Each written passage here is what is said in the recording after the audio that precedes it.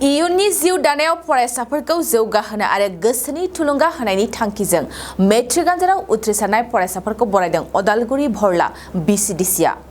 अदालगुरि जिल्ला इउपिपिएलनि बिथोन बायदियै भैरबकुन्द बियाबनि सिङाव थानाय भरला Vcdcनि मासिगिरि आमला बसुमतारी बिथांनि बानजायनायाव दिनै सा 95 फरायसुला फरायसुलिफोरखौ बरायनाय जादों। मख'जाथावदि मासिगिरि आमला बसुमतारी बिथांनि दैदेननायावनो भैरबकुन्द बियाबनि सिङाव गिबि खेब फरायसाफोरखौ बरायनाय जायो। बे हाबाफारिनि गेजेरजों बिटिआरनि गाहाय खुंगिरि प्रमद बर' बिथांनिसिम फरायसाफोरखौ इयुनाव दावगालांनो हानायनि थाखाय अनसुंथाइ होनो खावलायदों। दिनै इडेनबारि एमइ स्कुलनि बे लांगोनायाव भरला Vcdc चेयारमेन बिथां आब' आलमा बसुमतारी बिथांनि दैदेननायाव बिथांनि Vcdc सिङाव गासै मेट्रिक पास जानाय एबार सेबानिफ्राय 2023 बे बोसोराव पास जानाय बेखौ बिथाङा बरायदों। जोबोद गाहाम नांदों। दिनै भैरबकुन्द समाजाव 12टा Vcdc दङ। बेवहाय फुल प्लेजेड हिसाबै आलमाया दिनै गावनि सिङाव पास जानाय मेट्रिक केन्डिडेटफोरखौ बरायबाय। गाहाम नांबाय आरो बिथांखौ आं साबायखर बावदों। जोङो डिस्ट्रिक्ट कमिटि हिसाबै जोङो रिजाल्टनि सिगाङावनो इन्सट्राक्सन होना दोनदोंमोन। बयबो पास जानाय न'खरनिसिम जोंनि पार्टिनि ब्लगानो होन प्राइमारियानो होन बिबानगिरि Vcdc चेयारमेन मेम्बारानो होन सहैनांगौ, आर'नाइ गान होनांगौ, लाड्डु जाहोनांगौ, बरायनांगौ जोंनि इन्सट्राक्सन दंमोन। आरो बेनिख्रुइबो साबसिन आलमाया जे दिनै गासै पास जानायखौ नैबेहाय फेलिसाइट खालामबाय। आर'नाइजों लोगोसे डायरि आरो बिथांमोननो रिफ्रेशमेन्ट होनायजों लोगोसे आरो टिचार्स गार्जेनफोरखौ लेंहरनानै ब्लक कमिटिखौ लेंहरनानै बे प्रग्रामखौ मोजां भाबै लाबाय। बेखायनो भैरबकुन्द समस्तिनि आफादगिरि मनज काख्लेरजों लोगोसे इउथनि सेक्रेटारि बनजित बर'आ आरो Vcdc चेयारमेन आलमा आरो बिथांनि गासै मेम्बार्स बिथांमोनखौ साबायखर बावनाय थादों बे हाबाफारिनि थाखाय। आरो प्रमद बर' बिथांनि नाजानायाव सोलोंथाइ बिथिंखौ मोजां खालामनो नाजाबाय थानाय जादों। बिथाङा पावाराव फैनाय लोगो लोगो स्कुल एडप्शन दायित्वफोरखौ होदों आरो दिनै जों गाहाम नांदों। नोंथांमोना बयबो मिथिगौ मेट्रिक रिजाल्टनि जि पासिं पार्सेन्टेज जोङो अदालगुरिया लास्ट पार्टिं थायोमोन। चिरां अदालगुरि जेब्लायबो थ' धेमाजि बा कामरुप मेट्र' बिथांमोना गिबि बा बेबायदिनो पाठशाला बरपेटा हावली बिथांमोना लायोमोन। किन्तु ओइबार जों चिराङा जे फार्स्ट पजिशन लाबाय 88.68% बे जोंनि थाखाय बहुत गाहाम नांदों आरो माने थुलुंगाथाव।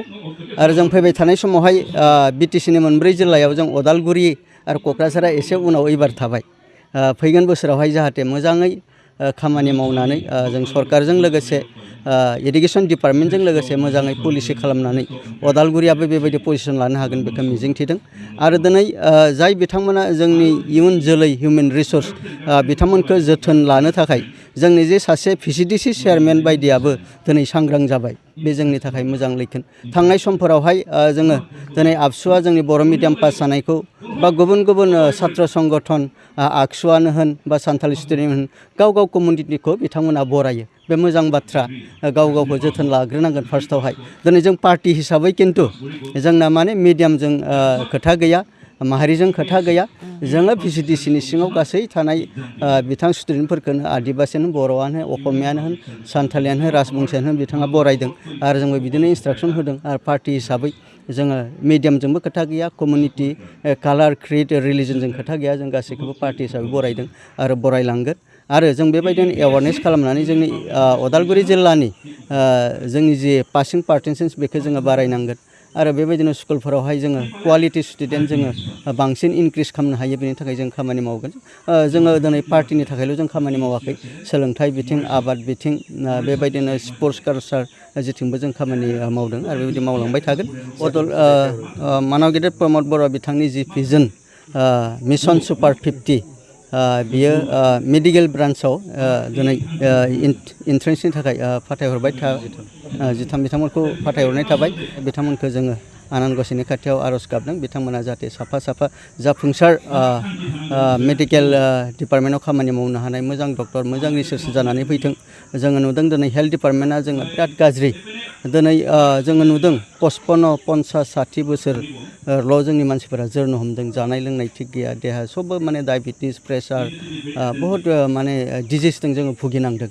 बे जोंनि थाखाय माने दुखुनांथाव बेखायनो जोङो दिनै हेल्थ डिपार्टमेन्टआव गोबांथार माने रिसार्च स्कलार डक्टर माने मेडिसिन डिपार्टमेन्टआव खामानि मावनो हानाय जोंनि फुड हेबिटआ एसे सोलायनांगौ दङ नामा जोंनि हेबिटेसन थानाय जानायफोरा सोलायनांगौ दङ नामा बेफोरखौ मोजां एडभाइस होनो जोंनाव गोनां दंसै जोङो ट्रेडिसनेलि जोङो आबाद मावनानै जोङो बांसिन बे हाग्रा बंग्रा न' सिमफायनानै जोंनि दैया थिग नङा जोंनि थानाय न'फोरा थिग नङा फेसिलिटिसफोरा थिग नङा दासो जोङो एसे माने ग्रयिं डेभेलपिं जाबाय थादों जोङो गोबां बिथिङाव सांग्रां जानो गोनां दङ दा बेखायनो मानाव गेदेर प्रमद बर' बिथांनि जि भिजन बिथाङा दिनै शिफ्ट जानायजों लोगोसे नट अनलि पलिटिकेल बाथ्रा सानाखै जोङो हिउमेन ससाइटिखौ डेभेलपमेन्ट खालामनायजों लोगोसे हिउमेन कुवालिटिखौ डेभेलपमेन्ट खालामनायजों लोगोसे जोङो एसे ससाइटियावहाय आपग्रेडेसन लाबोनो थाखाय बिथाङा अभारअल नाजाबाय थादों आरो बिनि थाखाय साबायखर बावदों आरो रायजो राजाखौ आपिल खालामो नोंथांमोनखौ मिडिया नोंथांमोनखौ आपिल खालामो बिथांनि जे गासैबो मोजां खामानि मावनायफोरखौ फकास खालाम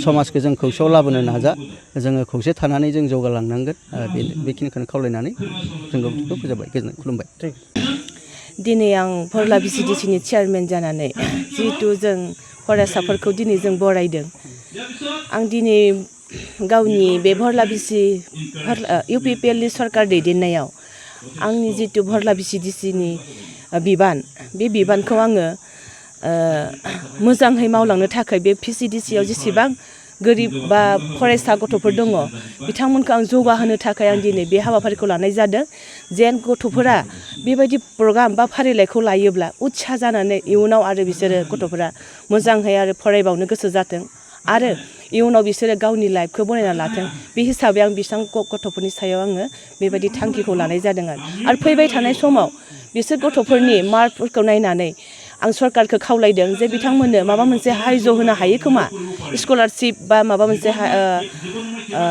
अनुदान बेफोरखौ जुदि आं होनो हायो खोमा बेबायदि आङो सरकारनि सायाव आं खावलायहोदों जोंनि इउपिपिएल सरकार मानगोनां बिथां प्रमद सारखौ जेन बे फैबाय थानाय गथ'फोरा सोलोंनायनि गेजेरजों जोंनि बर' हारि बा सोलोंथाइखौ लानानै जौगानो हागोन होननानै आङो मोनसे गिदिर आंनियाव मोनसे थांखि दङ बिसोरखौ आसा दं बिथांमोनखौ जे जौगाहोनो थाखाय आंहा जोबोद गोसो दं आरो माने बे कारनाव आङो दिनैनि बे फारिलाइखौ लानाय जादों आंहा बेयाव जाति आरो धोरोम बेफोरखौ आं एना एनि सानाखै आरो फार्स्ट सेकेन्ड थार्ड आं बेयाव जेबो डिफारेन्स गैया गासै एजिअल आं गासैखौबो बेयाव दिनै 95 स्टुडेन्टखौ आं दिनै बरायनाय जादों आरो आं हामबाय होनदों गार्जेनफोराबो दिनै आंनि खावलायनायाव स्टुडेन्ट आरो गार्जेनफोरा बेयाव लोब फैनानै आंखौ हेफाजाब खालामफैदों बाट आंनि मेम्बारफोर आंनि खावलायनाय बायदि मेम्बारफोराबो जोंना सांग्रां जानानै दिनैनि बे फारिलाइखौ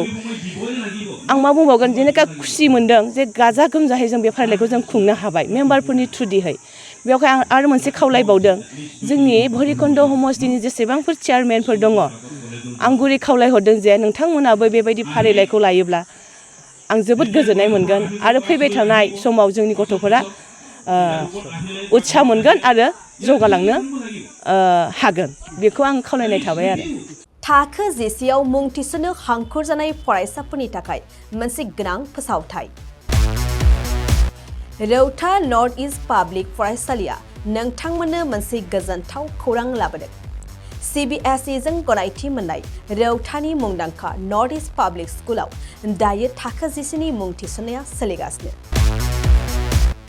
साइन्स आरो आर्ट्स मोन्नैबो स्ट्रिमनि थाखाय रौतानि नर्थ इस्ट पाब्लिक स्कुलाव मुं थिसननाया सोलिगासिनो बे फरायसालियाव थाखोनि फराफारि आयदा फोरोंथायजों लोगोसेयैनो JEE NEET CUET engineering medical entrance आनजादनि थाखाय उफ्रा फोरोंथायबो होनाय जायो